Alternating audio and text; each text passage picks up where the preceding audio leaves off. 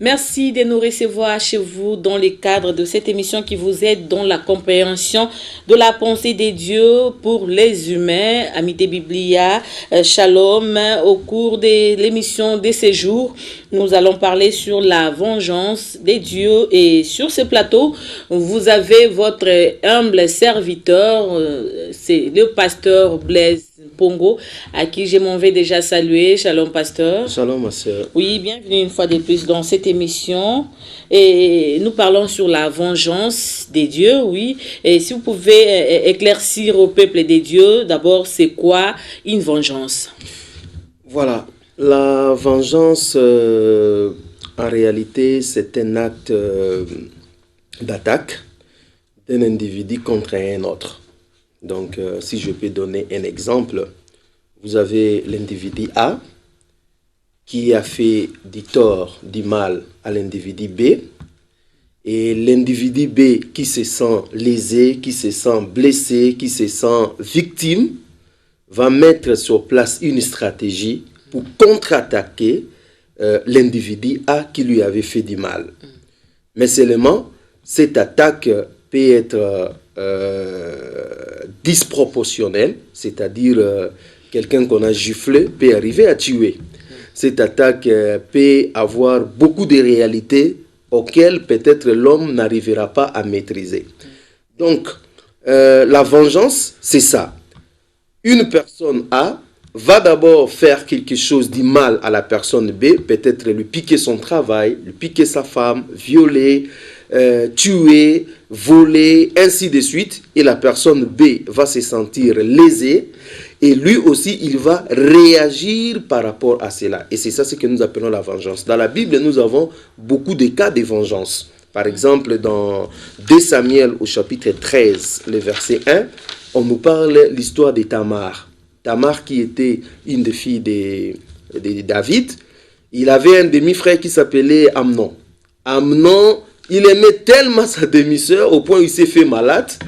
Et il a trompé qu'on amène Tamar lui faire un gâteau. Et lorsque Tamar est arrivé, Tamar l'a fait un gâteau. Après, Amnon va le violer. Vous voyez? Donc, c'est-à-dire il y a un acte qui est posé par Amnon qui est violer Tamar. Maintenant, le frère de Salomon, de Tamar, qui est Absalom, qui est demi-frère aussi d'Amnon, n'a pas bien pris cette affaire-là. Qu'est-ce que Absalom va faire? Il va mettre une stratégie pendant une longue période. L'affaire même était close, tout le monde croyait que l'histoire était oubliée. Et lui, il va organiser une fête, une réception, et au cours de cette réception, il va demander à ce qu'on tue Amnon pour venger, en fait, la manière dont il avait violé Tamar. Vous voyez que Amnon avait violé Tamar, et Salomon, son frère, va venger Tamar. Donc, c'est toujours ça la vengeance. Nous le voyons aussi avec Dina, la fille de Jacob, qui a été violée par Sichem. Et les enfants de Jacob vont monter un plan alors que Sichem, tous les gens de Sichem avaient accepté de se plier aux exigences de Jacob. Ils se sont même circoncis. Et le troisième jour, les frères de Dina, comme ils ont vu que non, les autres, ils étaient fatigués, ils étaient affaiblis parce qu'ils étaient tous circoncis. Qu'est-ce qu'ils ont fait? Ils sont allés les attaquer, donc venger. Donc, vous allez comprendre que la vengeance, c'est quelque chose qui se repose sur l'amertume. C'est quelque chose qui se repose sur la colère, sur la haine, sur le souci de se faire justice soi-même. C'est ça la vengeance. Vouloir se faire justice soi-même, vouloir à ce que, voilà, on exprime sa colère vis-à-vis de la personne qui, au préalable, nous avait fait du mal.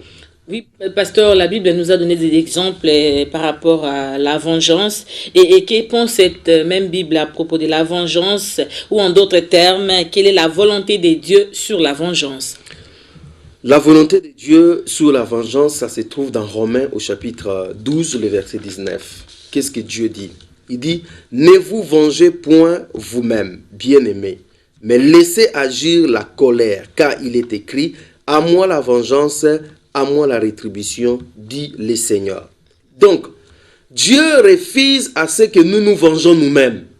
C'est-à-dire, si la personne A vous fait du mal, vous n'allez pas répliquer directement au mal. Il faut aller à Dieu. Parce que Dieu est clair, il dit, ne vous vengez point vous-même. Qui est celui qui va se venger lui-même? Il est en désaccord avec le Seigneur. Il est en contradiction avec la parole de Dieu. Il est en désobéissance totale avec Dieu. Dieu interdit à ce que on se venge nous-mêmes. C'est-à-dire, Dieu refuse à ce que nous faisons justice nous-mêmes. Dieu refuse à ce que la haine, la colère, l'amertume habitent notre cœur jusqu'à ce que nous allons déborder, faire quelque chose de mal. Il dit non, la vengeance doit être à moi. La rétribution doit être à moi. C'est-à-dire, s'il y a quelqu'un qui doit se venger, c'est moi à ta place. Pourquoi? Parce que le psaume au chapitre 7, le verset 11 nous dit, Dieu est un juste juge. C'est-à-dire, votre jugement par rapport au mal qu'on vous a fait, en tant qu'humain, vous pouvez donner une réponse disproportionnelle. Vous pouvez arriver à aller au-delà de ce qu'on vous a fait. Vous pouvez agir avec des émotions, avec des sentiments négatifs. Vous pouvez faire des choses, peut-être vous allez regretter. C'est pour cela, Dieu étant le juste juge, c'est-à-dire qui est capable de donner à chacun selon son œuvre, selon ses actes, il dit, c'est à moi de venger. À moi la vengeance, à moi la rétribution. Je vais vous donner un exemple. Même si cette personne vous a fait du mal plusieurs fois. Même si cette personne vous a fait du mal plusieurs fois. Même si c'est mal-là, vous n'arrivez pas à dormir, vous devez remettre tout à Dieu. Je vous donne un exemple. J'ai 3 enfants, des garçons. Il arrive que mes enfants se prennent la tête entre eux. Ok? Donc, si maintenant ils ont des problèmes entre eux, à la maison, nous avons instauré un système de sorte que la personne qui est lésée ne puisse pas se faire justice. Il peut arriver, vous voyez les enfants de 7 ans, 5 ans, l'autre peut taper même l'autre. Alors, qu'est-ce que nous faisons? La personne qu'on a tapée ne peut pas réagir. Il doit venir, l'enfant doit venir chez le parent. Même pas directement ni indirectement. Il doit venir chez moi ou bien chez la maman pour dire que regarde ce que l'autre a fait. C'est à moi d'apprécier quelle est la réponse que je vais donner à cet enfant. Ou la punition. Il faudrait donner à la personne qui a lésé l'autre. Voilà. Et il arrive des fois, à 23h, vous voyez les enfants se prennent la tête. Et quand je viens, je calme et je dis, on va parler ça demain matin. Pourquoi? Parce que je regarde l'heure, je dis, l'heure est déjà avancée. À cette heure, on se calme, on va faire ça demain. Peut-être j'appelle l'autre, je dis, demande pardon à ton frère. Juste un petit pardon et l'histoire est résolue. Pourquoi? Parce que moi, je ne réagis pas avec autant d'émotions que mon enfant qui pouvait réagir à sa façon. C'est exactement comme Dieu. Dieu a plusieurs éléments entre ses mains que nous ne connaissons pas. C'est pour cela qu'il dit, laissez-moi me venger. Peut-être quelqu'un vous a fait du mal, vous vous attendez à ce que la punition soit exactement comme ça, mais Dieu lui-même sait quand il va punir la personne, quelle est la punition qu'il faut donner à la personne, comment le faire, ça c'est le problème de Dieu. C'est pour cela qu'il dit, ne laissez pas vos cœurs aller dans ces domaines-là, laissez-moi parce que à moi la vengeance. Parce que j'ai dit, la vengeance se repose sur l'amertume, la haine, sur la colère, sur les sentiments de vouloir. Et la colère ne produit jamais quelque chose de bien. Les sentiments de vouloir se faire justice. Et beaucoup de gens disent que non, si je veux me venger, j'arrange la chose. Non. La vengeance n'arrange rien. La vengeance, c'est comme la drogue. Vous voyez? Tant que la drogue est encore dans le sang, vous vous sentez bien. Mais quand la drogue finit, vous vous sentez mal. C'est exactement.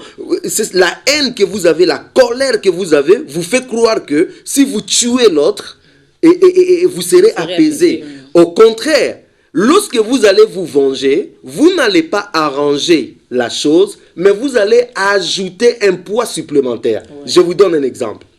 Je vous ai fait un gifle. Vous, à votre retour, vous dites, non, comme il m'a fait un gifle, je vais le tuer.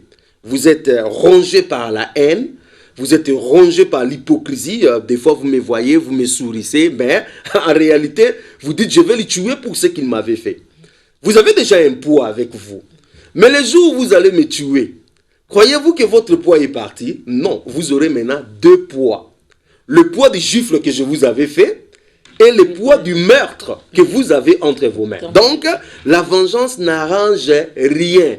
Plus vous faites la vengeance, plus vous allez encore vous sentir mal et plus encore vous allez vous éloigner de Dieu. Pasteur, quand est-ce que la vengeance de Dieu intervient dans la vie de la personne qui a offensé l'autre? Là, c'est le domaine de Dieu. Exactement, c'est pour cela les gens ne veulent pas laisser Dieu venger pour eux.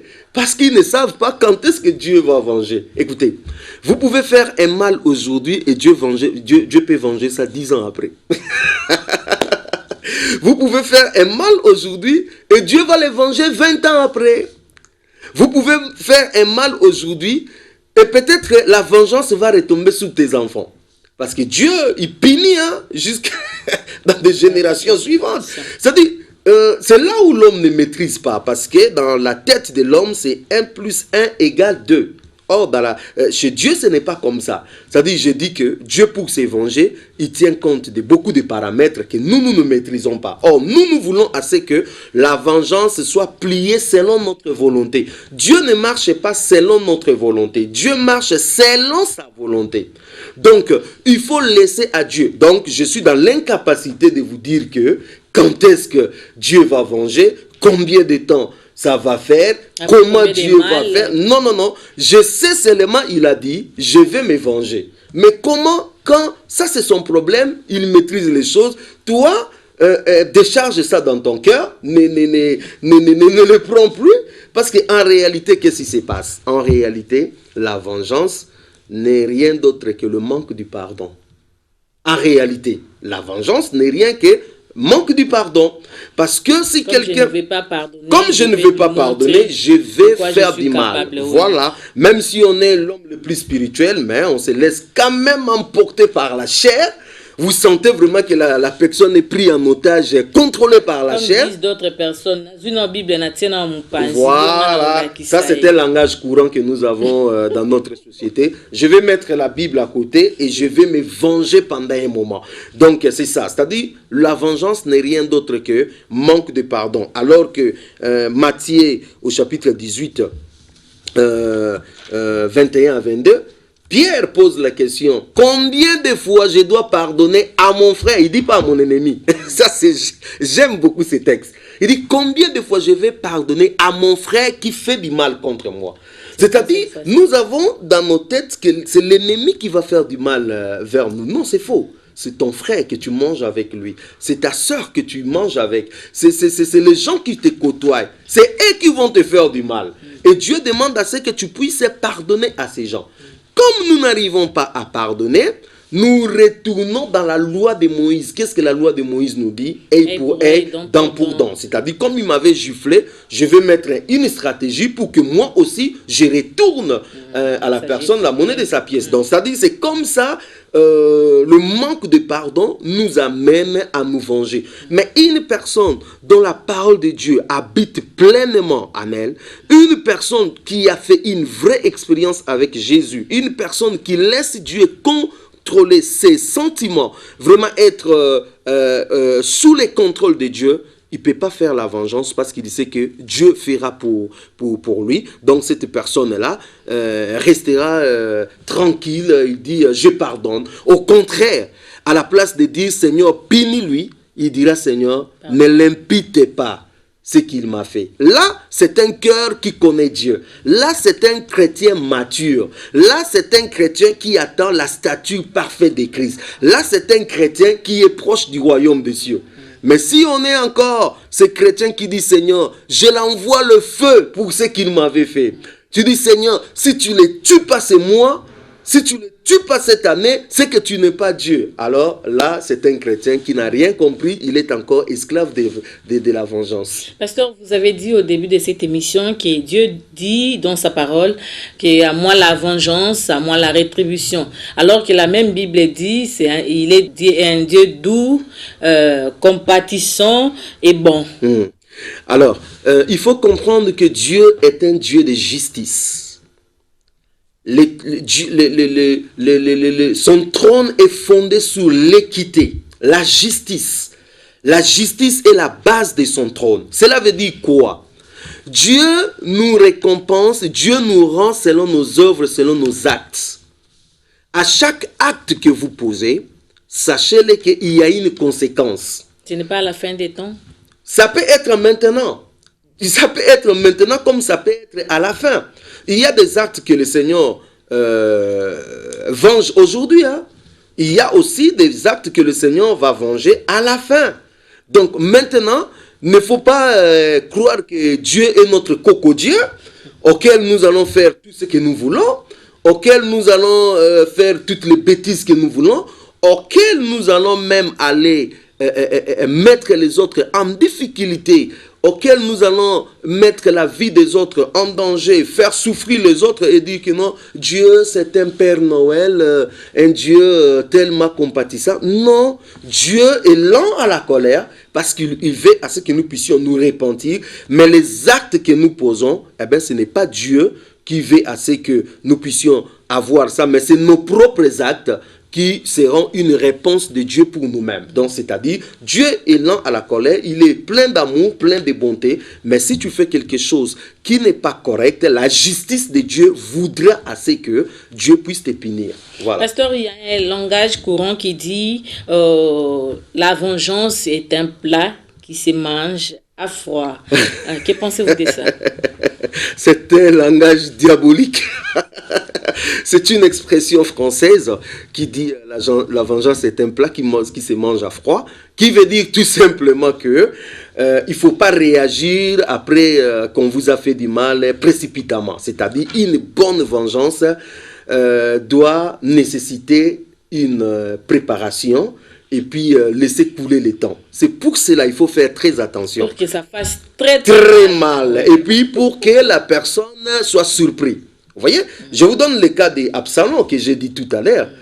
Amnon a violé Tamar, David va rendre justice, et la chose semblait déjà être arrangée. Or, dans le cœur d'Absalom, l'histoire n'était pas arrangée. Donc, il voulait faire une vengeance. C'est un plat qui se mange à froid. Il a attendu du temps, et un jour, il va appeler les autres à la fête, et là, il va frapper. Donc cette expression veut dire, quand quelqu'un vous fait du mal, ne pardonne pas, prépare-toi, prends tout ton temps, et puis un jour, contre-attaquer. Donc il ne faut pas agir dans la précipitation. Mais cette expression n'est pas dans la volonté de Dieu, cette expression est diabolique, cette expression ne reflète pas la parole de Dieu, parce que la parole de Dieu nous enjoint à pardonner. Or, dans cette expression, on dit à ce que nous puissions prendre du temps pour se venger après. Donc, un vrai enfant de Dieu ne va pas utiliser cette expression, bien que c'est une expression courante pour la vengeance dans le monde, mais nous, en tant qu'enfants de Dieu, on ne peut pas utiliser ça. Nous pardonnons. Pardonnez à ceux qui vous font du mal. Pardonnez à ceux qui vous ont offensé. Pardonnez à toute personne qui vous a lésé. Pardonnez.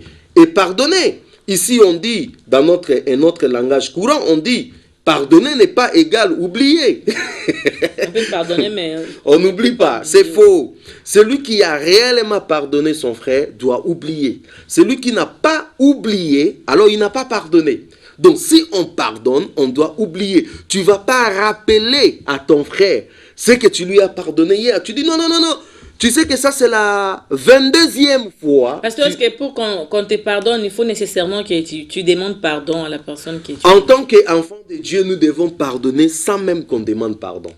Donc, si quelqu'un me fait du... Jésus-Christ, il a dit, Père, pardonne-les, car ils ne savent pas ce qu'ils font à la croix, après qu'il était crucifié, ainsi de suite. Montre-moi, quelqu'un a-t-il demandé pardon à Jésus?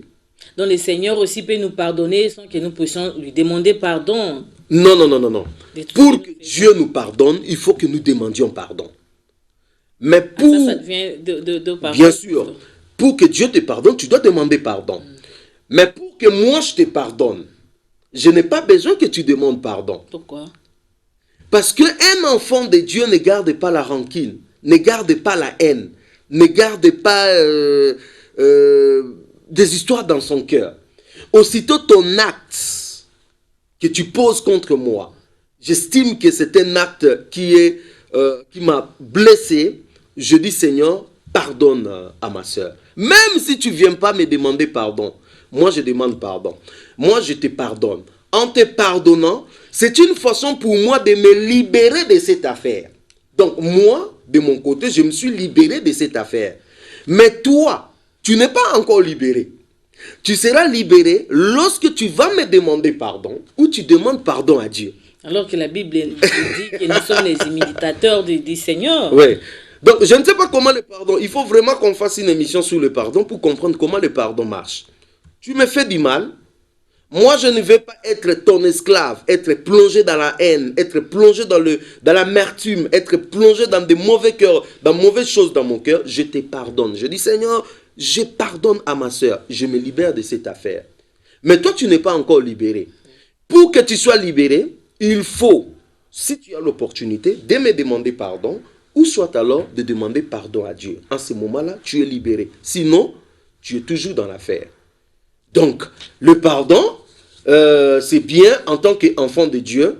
Ne vengez pas. Même si tu dis, je dois me venger parce que la personne ne m'a pas demandé pardon. Non, non, non, non, non, non, non, non, non, non. Ne te venge pas pour ça. Au contraire, pardonne la personne. Et quand je dis pardonne la personne, parce que, écoute, moi, vous m'avez fait du mal.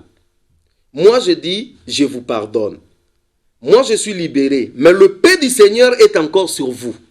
Je ne sais pas si vous comprenez. Ouais. Parce que vous ne m'avez pas demandé du mal, vous n'êtes pas repenti à Dieu. C'est-à-dire, le paix du Seigneur est toujours sur vous. Maintenant, ma prière à moi, je dois intercéder pour vous. Dis, Seigneur, s'il te plaît, non seulement je le pardonne, mais ne l'impute pas ses fautes. S'il te plaît, Seigneur, aide-la. C'est-à-dire, je dois devenir un intercesseur. Ah, mais là, ce n'est pas donné à tout le monde. Il faut vraiment avoir le cœur de Dieu. Il faut vraiment avoir l'amour de Dieu pour le faire. Sinon, ta prière serait, Seigneur, cette épée qui est élevée sur elle, qu'elle soit frappée, qu'elle entre cette année dans la tombe et puis on oublie son affaire. Voilà. Est-ce que Dieu a réservé un sort à toute personne qui s'est décidée de se venger contre son frère qui lui a fait du mal? Voilà. Déjà, à la base, j'ai dit, pour que la personne se venge, il faut qu'il y ait manque d'amour dans son cœur. Il faut qu'il y ait la haine dans son cœur. Il faut qu'il y ait la colère dans son cœur. Il faut qu'il y ait l'amertume dans son cœur. C'est comme de l'essence qui le pousse à aller vers la vengeance. Vous voyez? Or, c'est déjà un esprit qui contrôle la personne. Un esprit de vengeance. C'est déjà un esprit qui l'amène en enfer. En fait, si le Seigneur vient te trouver dans des conditions comme ça, vous allez en enfer. Vous comprenez? Vous allez en enfer tout simplement. Donc, étant donné que le cœur de la personne n'est plus bon, étant donné que déjà les conditions, ce qui entoure la personne, ce n'est plus Dieu, cette personne peut prier, cette personne peut, je ne sais pas moi quoi, mais sa relation avec Dieu n'est plus correcte. Et lorsque la personne va poser l'acte, au-delà déjà de la haine qu'il a, au-delà déjà de tout ce qu'il a, quel est l'acte qu'il va poser en finale? Ça sera peut-être meurtre, ça sera peut-être détruire, ça sera peut-être ceci, cela. Or, cet acte que la personne pose est encore mauvais. Donc, vous voyez, ça dit, le cœur a été déjà abîmé et vous courez maintenant vers le mal. Et le mal que vous allez poser, c'est encore pire. C'est ce que je dis. La vengeance, en réalité, ne fait qu'ajouter un poids sur la personne. Ne fait que détruire la personne. La vengeance, c'est un esprit qui va t'éloigner de Dieu. La vengeance, en réalité, c'est le diable qui prend possession de la personne parce que la haine qui est son frère est du diable. Hein? C'est ce que la Bible dit. C'est lui qui est son frère. Or, lorsque vous voulez vous venger, ça dit vous haïssez la personne. Vous dites, il faut le détruire, il faut l'éliminer, il faut les descendre. Donc, vous êtes si déjà... Voilà, vous pouvez prier en langue rabashakarababe. Vous êtes un enfant du diable. C'est-à-dire, l'essence qui est en train de vous guider, l'essence qui vous conduit, eh bien, c'est tout simplement le diable en personne qui est dans votre cœur. Pour terminer cette émission, comment vaincre l'esprit des vengeances? L'esprit des vengeances, oh merci beaucoup pour cette question. L'esprit des vengeances ne peut être vaincu que par deux choses. La première des choses, c'est le pardon. Combien de fois je dois pardonner à mon frère qui a péché contre moi? Ça, c'est la clé. Si vous ne réussissez pas le pardon, vous allez toujours tomber dans le piège de la vengeance. Et comment la même personne aussi, s'il doit me faire du mal plusieurs fois. Voilà. C'est le problème. Ben oui. La personne est habitée par les diables. Oui, ça c'est pas moi qui va répondre, c'est Jésus qui va. Pierre, il a eu les mêmes réactions que vous. Il dit, Seigneur, attends, tu nous parles tout le temps de pardonner. Moi, je vais bien pardonner, mais je vais ma limite à moi. Alors dis-moi combien de fois je dois pardonner à quelqu'un qui me fait du mal.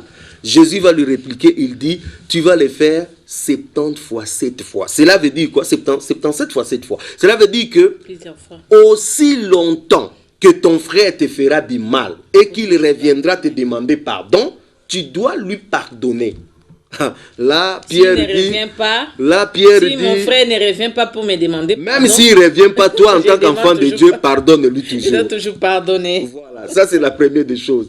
La deuxième des choses, c'est l'amour. La Bible dit, aimez vos ennemis. Aimez ceux qui vous font du mal. Aimez ceux qui vous persécutent. Aimez ceux qui ne vous en sont pas favorables. Aimez ceux qui vous maltraitent. Aimez toute personne, même la personne qui vous a blessé, en réponse de sa blessure, en réponse de son acte, vous retournez lui l'amour. Eh bien, si vous faites comme ça, vous allez vaincre la vengeance. Mais si vous avez carence de pardon, si vous avez carence d'amour, vous serez un chrétien priant en langue, prêchant, guérissant les gens, chassant les démons, un chrétien où tout le monde dit c'est vraiment un chrétien, mais en réalité votre cœur est rempli de haine, rempli d'amertume. Votre cœur est éloigné de Dieu. Et la Bible dit, celui qui hait son frère est du malin. Un vrai enfant de Dieu ne peut pas mettre une stratégie pour détruire l'autre. Un vrai enfant de Dieu ne peut pas mettre une stratégie pour descendre l'autre. Si vous le faites, c'est que vous êtes un homme charnel, un homme conduit par la chair. Et si vous êtes conduit par la chair, eh bien la chair et le sang n'hériteront pas le royaume des cieux. Donc ceux qui vont hériter le royaume des cieux, eh bien, ce sont ceux qui font la volonté de Dieu. Et la volonté de Dieu, c'est le pardon. La volonté de Dieu, c'est l'amour. Voilà, pasteur, vous avez un dernier mot?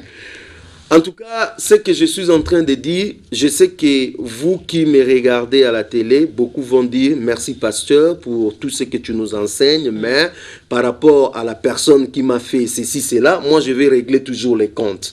Si vous le faites, vous n'aimez pas Dieu et vous ne connaissez pas Dieu. Si réellement vous aimez Dieu, vous devez laisser Dieu vous venger. Et vous n'allez pas mettre un chronomètre à Dieu pour vous dire que non, ça fait déjà 5 jours, tu ne te venges pas. Ça fait 1 année que tu ne te venges pas. Non. Au contraire, tu vas demander au Seigneur de pardonner à la personne qui vous a fait du mal et dire au Seigneur, ne l'impute pas ses actes. Pour vous qui êtes tombés déjà dans ces cas de la vengeance, il y a encore un moyen pour vous de revenir à Dieu, c'est de vous repentir. Dites au Seigneur Jésus, Seigneur, j'avais commis une vengeance, je me suis vengé par rapport à ça ou par rapport à cela parce que je ne connaissais pas encore la parole de Dieu. Que maintenant je connais la parole de Dieu, je demande à ce que tu me pardonnes.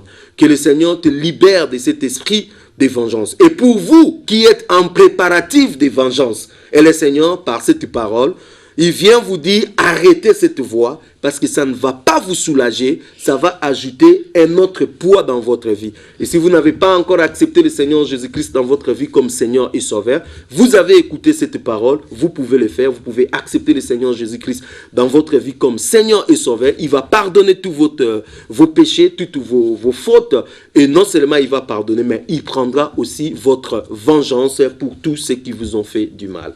Merci beaucoup, pasteur. C'était vraiment comme une prédication.